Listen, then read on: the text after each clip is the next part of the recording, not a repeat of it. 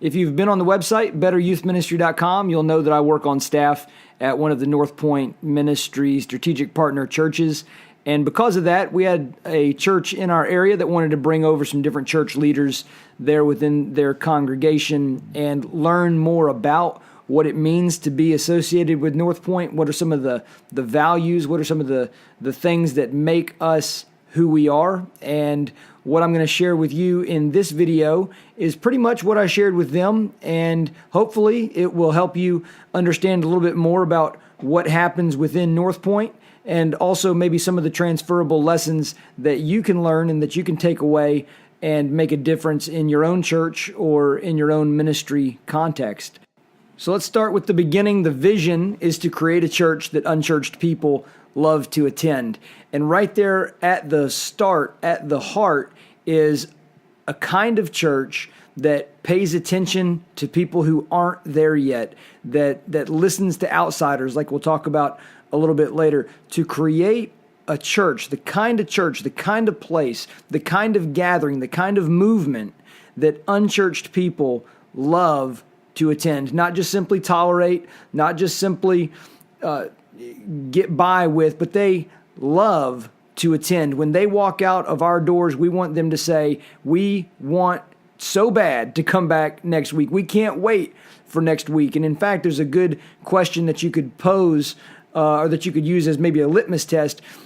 If somebody in your community doesn't go to church yet, you would hope for them to say, I don't go to church yet, but if I did, I would go to that church. Or if you're a student pastor, you would say, you would want a student in a local middle school or a local high school to say, I don't go to church, I'm not a Christian, but if I did, I would go to that student ministry. That's a high compliment to be paid, to create a church that unchurched people love to attend. And it's no secret, Andy Stanley has said publicly and written many times about it. One of his favorite verses, he says that this verse sits in his office. Full disclosure, I've never been in his office, so I wouldn't know. But Acts chapter 15, verse 19 says, it is my judgment, therefore, that we should not make it difficult for the Gentiles who are turning to God. And if you know the context of that verse, it's in the early church, and there's an early struggle, an internal struggle about how the early Christians were going to deal with the onboarding. Obviously, God was doing a new thing. Gentiles were wanting to come on board. The question was, did they need to become Jews first and then become Christians, or could they simply become Christians, and what would it take for that to happen? And the big council there in Jerusalem with James presiding over it, they arrive at this conclusion: it is my judgment, therefore, that we should not make it difficult for Gentiles who are turning to God. That's Acts chapter 15, verse 19. And that is a key verse. That's a key text in our strategy around North Point. To create a church that unchurched people love to attend, in our opinion, is to put that verse into practice, to not make it difficult for those who don't yet know God to turn to Him. The next part is the mission, and that is to lead people into a growing relationship with Jesus Christ. And we define growing relationship pretty specifically. It has always been around North Point a reaction to people who would sit in, let's say, a Sunday school class or whatever the context was, but you just absorb large amounts of head knowledge so that you might be a person who knows the list, the order of the books in the Old Testament, but you wouldn't be the kind of person who holds the door open at the grocery store for the person who's behind you. So there's always been a bias toward action. And so that comes into play when we define what a growing relationship with Jesus Christ looks like. It involves what we call the three vital relationships. That's intimacy with God, community with insiders, influence with outsiders. Those are the three vital relationships. Intimacy with God, community with insiders, influence with outsiders. We would say that if a person is growing in those three areas, if they're making progress, forward progress, no matter how big, no matter how small, every step forward is a positive step. Those are the people who are growing in their relationship with Jesus Christ. If they are experiencing greater levels of intimacy with God, greater levels of community with Christians, and greater levels of influence with those who are presently outside of the Christian faith. And that's our mission. We want to lead people, help people, take steps in that direction to where they can experience a growing relationship with Jesus Christ. And then the strategy, this is how that vision, how that mission get worked out. We want to create irresistible environments. That in the early days, that was relevant environments, but somebody along the way decided that they liked irresistible better. I agree. I like irresistible a whole lot. Create irresistible environments where people are encouraged and equipped to pursue intimacy with God, community with insiders, and influence with outsiders. So those are those three vital relationships again. So you see how it all holds together. We want to create environments that are irresistible, which as Andy has defined in the book Deep and Wide, there are three questions that we use as we consider what makes an environment irresistible. Question 1, is the setting appealing? Question 2, is the presentation engaging? And question 3, is the content helpful? So if you're wondering whether or not your ministry environment, whether your church environment is irresistible, you could just ask those questions. And again, it just relates to appealing settings, engaging presentations, and helpful content. Those are the things that we believe around North Point help make irresistible environments. So that's what we want to do. We want to create irresistible environments. And then in those environments, we want to encourage and equip people. So again, that's twofold. There's an encouragement component to that. So when they come, they ought to feel like their load is lighter. They ought to feel empowered and helped by what they've experienced among us. And then equipped is they need to feel not just encouraged, but also empowered. They ought to know how to take the next step, what the next step is, what's next for them. And then we need to equip them with the tools, with the skills, with the beliefs that are necessary to do that. And what's next for them is, again, growth in their relationship with Jesus Christ related to those three vital relationships. So those are so key. That's the vision. That's the mission. That's the strategy. And then when it came down to what I wanted to share with this group of church leaders beyond that, it was a little bit tough because there's so much that North Point has produced through the years. But I really settled in on these two different lists. I think that when you peel all of it back, these two lists that I'm going to give you, one is ministry practices, the other is staff commitments. I really think that these two lists hold most of what we do together. This is really, in my opinion, others could have different opinions, but in my opinion, these two lists are the secret sauce, the secret ingredients that makes us who we are. So we'll start with the list of ministry practices, and this is not private information. This is what was listed in the book called 7 Practices of Effective Ministry that Andy wrote along with Reggie Joyner and Lane Jones more than a decade ago. So you can I highly recommend that book if you have any questions about what any of this means. But ministry practice number 1 is to clarify the when. So everybody in every ministry, on every team, at all levels of the church, whether you're in Wambaland working with infants and preschoolers, or Upstreet with elementary school kids, or Transit with middle school kids, and Inside Out with high school kids, or community groups for adults, and even within that adult worship service, everybody understands what the win looks like, what constitutes scoring on the scoreboard, because this is one of the things that helps us to separate activity from accomplishment. There's a lot of ways that you can be busy, a lot of ways that you can stay active, but until you've taken the time to clarify the when, you don't actually know if all of that activity is producing the results that you actually need. So from top to bottom, all across the entire church, we have win statements, goal statements, you could say. You might be more familiar with that language, that have been defined so that we know what a win looks like. How do we know that we're doing our job? Well, we've clarified the win. Ministry practice number 2 is think steps, not programs. And this is always surprising to me because there are churches that are half or even a quarter of our size who do twice, 3 times, 4 times as much as what we do.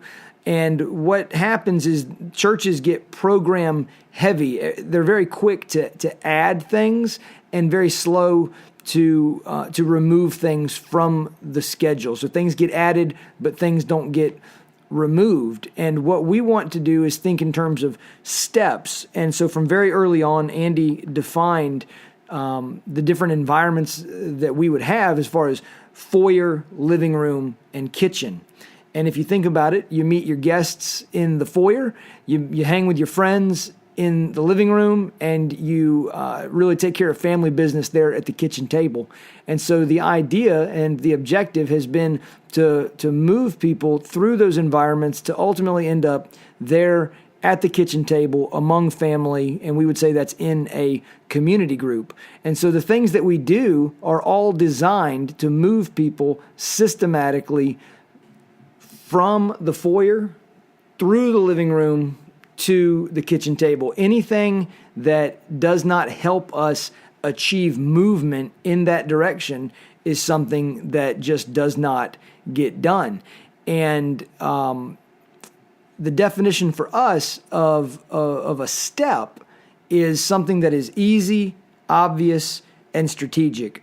So it could very well be that you are asking people to take too large of a step. And if that's the case, if people just aren't taking that step, then you need to pull back. You need to make the next step for them easier or perhaps more obvious, or you need to maybe explain the strategy behind it a little bit more.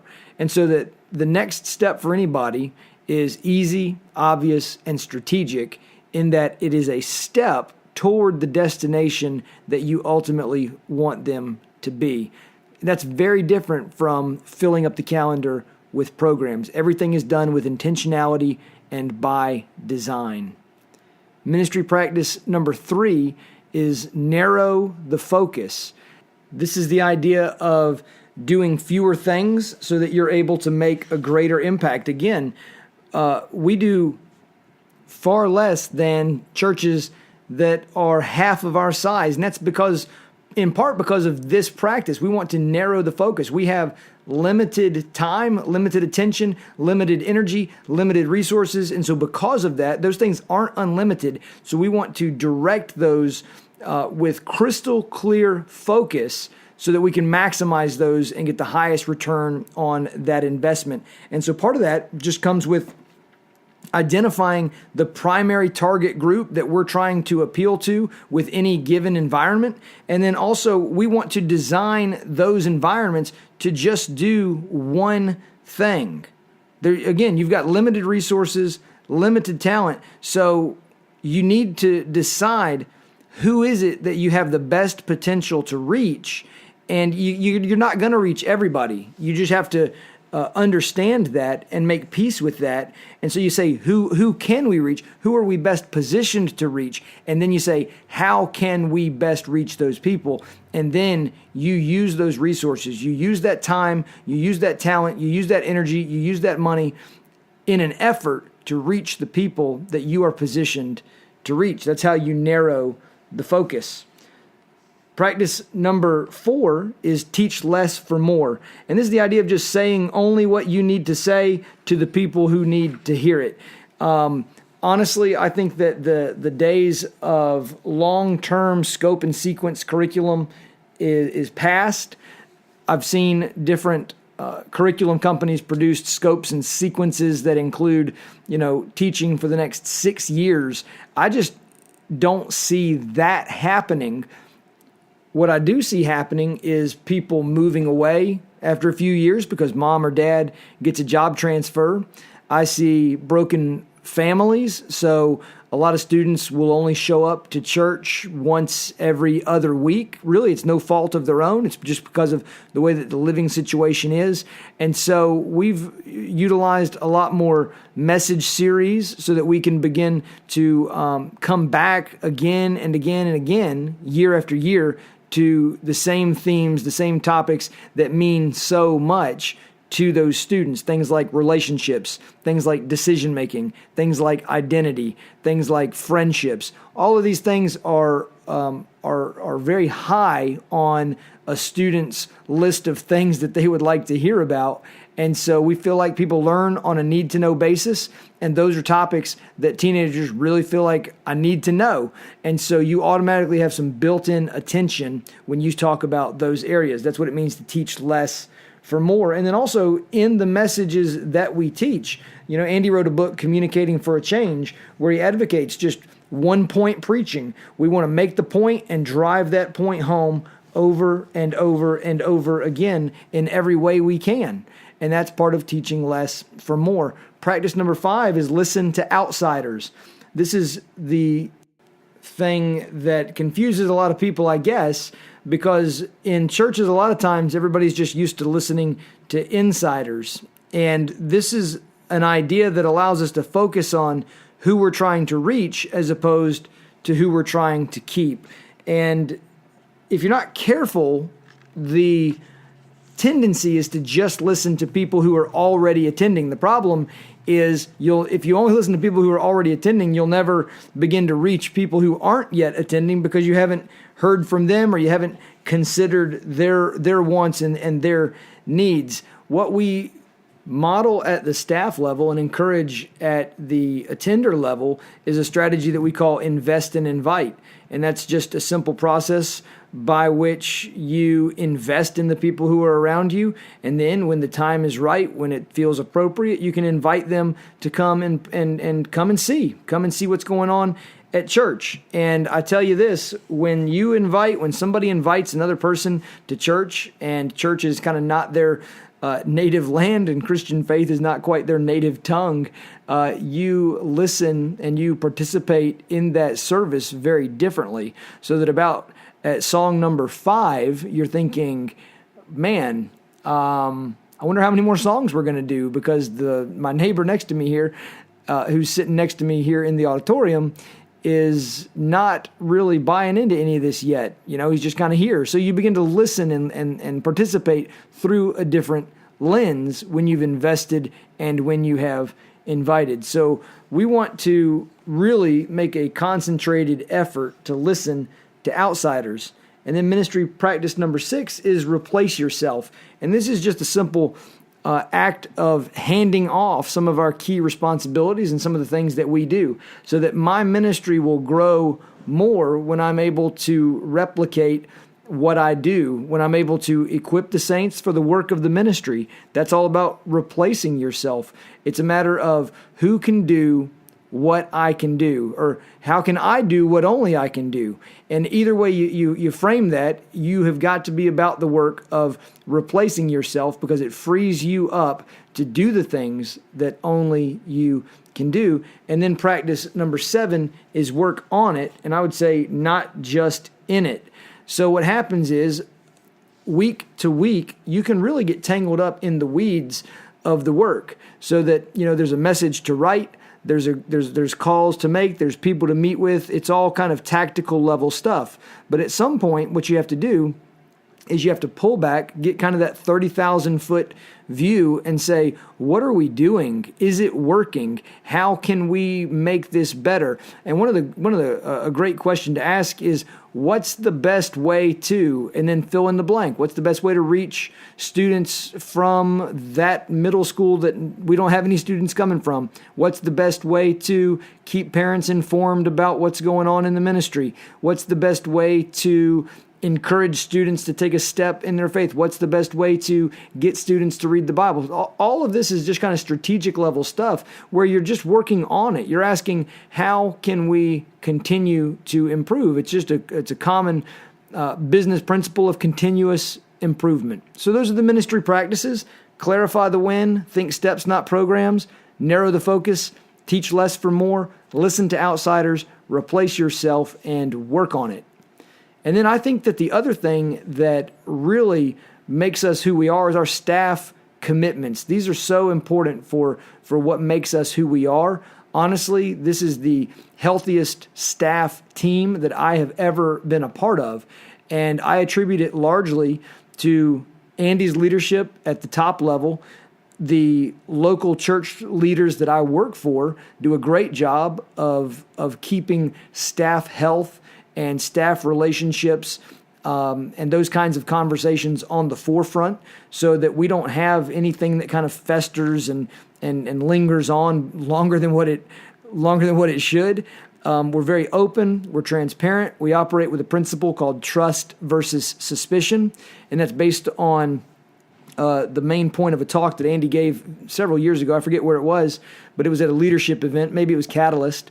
And the idea was that whenever in a relationship, whenever somebody doesn't come through, there's a gap. And you can fill that gap with either trust or suspicion. And we do our best to always fill that gap with trust. And usually that can be found out through a conversation rather than go talk about a person behind their back. It's usually best to go straight to that person, right to the source, and figure out what caused the gap in the first place. And usually there's a very good explanation, and your trust can remain intact. So again, we've just got a really healthy staff. So I love that about our church. I love that about North Point Ministries at large. And I think, again, it's in large part due to these staff commitments. So the staff commitment number one is take it personally. And what we're after with that is buy-in, personal buy-in at the heart level, the authentic, I believe this. I believe in what we're doing. I want to be here. I want to make a difference. When you take it personally, you engage differently. And people, especially in a postmodern era, they can tell whether or not you are taking it personally. They can tell whether or not you're being real or whether or not you're being fake. And so a key question for take it personally is, how am I personally engaged in our mission and vision? That's a question that we ask ourselves all the time. How am I personally engaged? In other words, if I'm asking other people to do it, they better be able to look to me as a leader, as a staff member, as a pastor, and see that I'm not just asking them to do things, I'm leading the way by example. Commitment number two is make it better.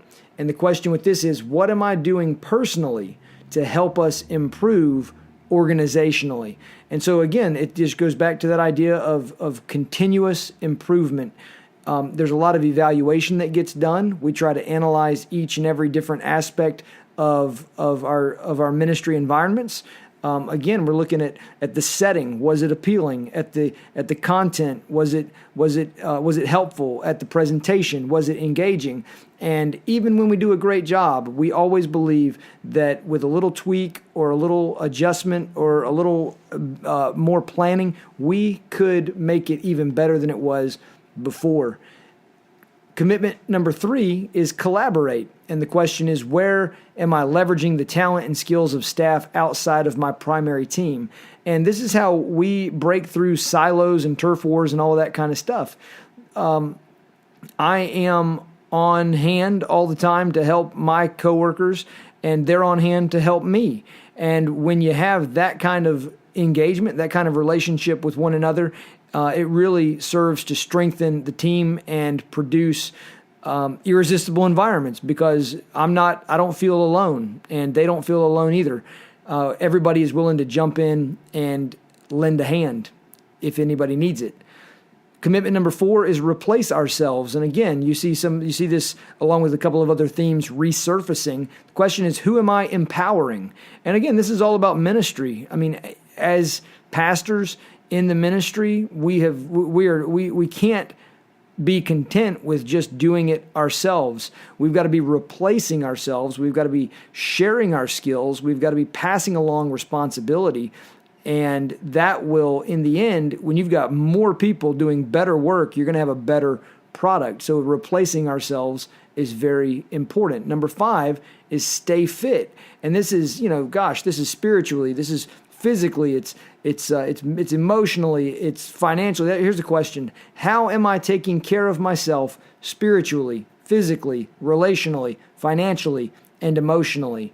Because you know this as well as I do. We don't need more burned out pastors.